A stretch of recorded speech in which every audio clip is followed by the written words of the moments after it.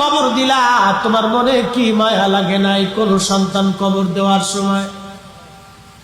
সাহাবী এই মুহূর্তে কেঁদে ফেলেছে, হুজুর 8টা সন্তান কবর আমি দিলাম, জীবন্ত মেয়ে সন্তান। নবী গো, কোনো বেলায় আমার মনে কষ্ট লাগে নাই, কিন্তু শেষ সন্তানটাকে যখন কবর দিচ্ছিলাম আমার মনে বিরাট বড় মায়া লাগছিল। হুজুর, আমি তাকে নিয়ে গেলাম মরুভূমির মধ্যে কবর দেওয়ার জন্য। যখন নিয়ে গেছি মাটি খনন করতেছিলাম, আমার ছোট্ট মেয়েটি আমার সঙ্গে মাটি খুঁজতেছিল। ইয়া রাসূলুল্লাহ, সে আমাকে বারবার বলে, বাবা মাটি খনন করো কি জন্য? আমি বললাম কিছুক্ষণ পরেই বুঝতে পারবা। সে তখনও জানে না কিছুক্ষণ পরেই সে মারা যাবে। হুজুর